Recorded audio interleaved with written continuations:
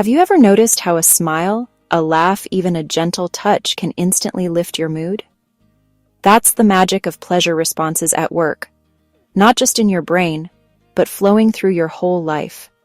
We can't always influence others to have pleasure responses, but we can often achieve them in ourselves.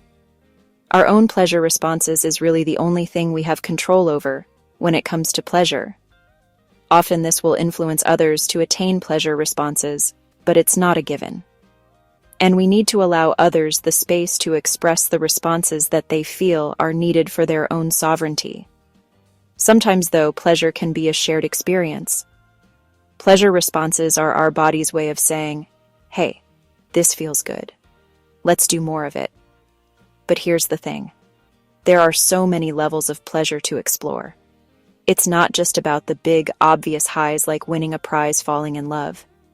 Sometimes it's as simple as the warmth of sunlight on your face, the taste of your favorite food, or even the satisfaction of finishing a good book. Pleasure responses are something we can often guide ourselves towards achieving in ourselves, just by imagining or thinking of pleasant things. What's really incredible is how our pleasure responses can ripple out to others. Thanks to something called mirror neurons, when I laugh, you're more likely to laugh too. When I relax, it helps you relax. Our brains are wired to mirror each other's states, sharing pleasure almost like it's contagious. It's a kind of emotional magic, where my joy can become your joy, and your smile can become my smile. Now, let's talk about love. Love is one of the richest forms of pleasure we can experience.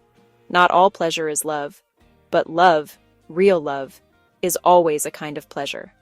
It's the joy of being seen, being cared for, and being connected. But pleasure isn't just about romance. It's in the laughter of friends, the comfort of family, and the kindness of strangers.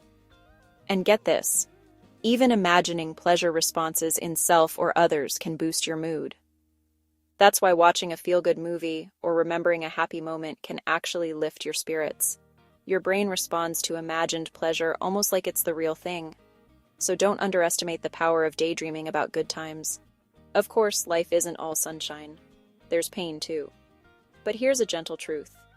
Pain can often be softened by pleasure responses, especially the comforting kind we get from a mother or someone who cares deeply. Just thinking about a loving embrace or a reassuring voice can ease the hurt, even when life gets heavy. As previously said, pleasure responses aren't just for you either. You can focus on them to bring joy to your partner, whether it's intimate moments or simply sharing a warm hug. By tuning into what brings pleasure to each other, you can create more connection and happiness together.